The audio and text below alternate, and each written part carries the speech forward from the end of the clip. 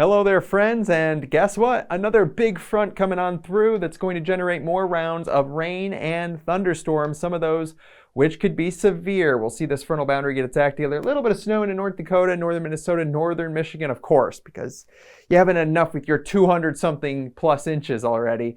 This is going to be the low that's going to form here, and you're going to see a lot of energy, and you're going to see a lot of moisture form here across portions of Wisconsin, Michigan, into upstate New York, but it's the southern end near the front that's going to be watched for strong to severe thunderstorms to develop, go southeastward as we go into Thursday evening and into the overnight hours before weakening. Not much in the way of any kind of snow on the northern half of this, but watch here as we break it on out. This is a good complex.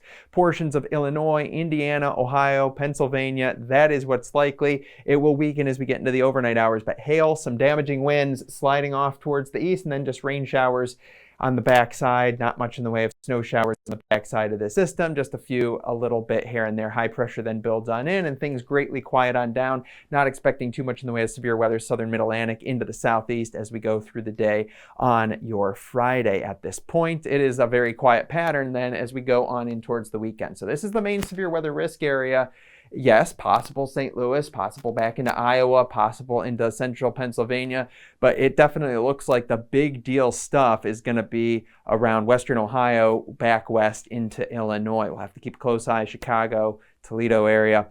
After that, we got one little weak system that slides across Ontario, Quebec into New England. That is really about it. Most of the active snow side of things is going to be well north of the Canadian cities, the bigger cities, so Hudson Bay, north. Canada's going to be cold over the next couple of weeks compared to average, but much of the United States pretty warm. We got a system coming on out.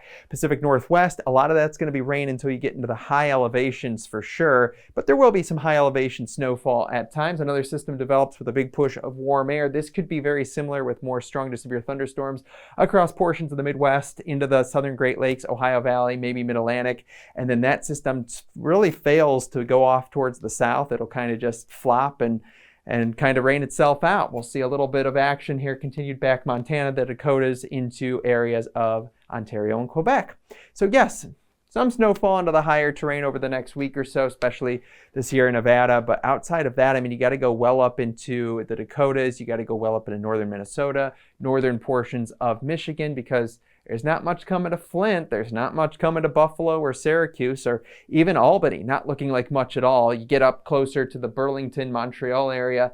Yeah, you'll deal with a little bit of accumulating snowfall with those few systems over the course of the next week. But really in the next 2 weeks or so, this doesn't really go up too much snowfall-wise. Rainfall-wise, a lot of spots that see these couple of systems over the course of the next week. So the one on Thursday into the one on Tuesday, yes, you'll pick up a half an inch to an inch of rain with isolated higher spots where those thunderstorms really build. But outside of that, hardly anything into the southeast. The middle portion of the country also is going to be very dry. So you're looking at moisture picking up, though, as we go on in towards early April. Pretty decent across the west. Definitely going to be pretty decent across portions of the Great Lakes, Midwest, maybe the Ohio Valley, and a little bit above average through the Mid-Atlantic and Northeast as well.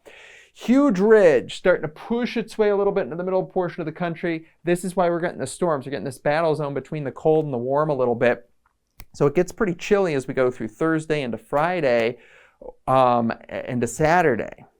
But not after that. We're going to talk about a nice warming trend in next week. And by the middle portion of the next week, this big core of heat pushes east. So Atlanta, Richmond, New York, that's 80s. You're well into the 70s, probably Chicago, all the way up into portions of the Northeast, maybe Maine not, but then comes the cold air building on the backside, and it moderates as it heads eastward. So we're going to get more than just a couple of days of warm weather. It's going to be well above average into areas of the Tennessee, Ohio Valley, Mid-Atlantic, and finally above average into the Great Lakes, and yes, parts of the Northeast, but it still stays pretty chilly into portions of far New England. This is a new graphic that we are debuting. It's the look at the overall long range. So this is the wetter pattern we talked about, the warmer pattern. Then it's probably going to get cooler again as we go towards the middle portion of the month. Clouds, rain, kind of that typical April But after that, we're looking at an okay pattern. We're talking about pretty close to average precip and temperatures as we go through the 17th, 18th, and then a little bit of a cool down possible, but lower confidence by around the 20th or so.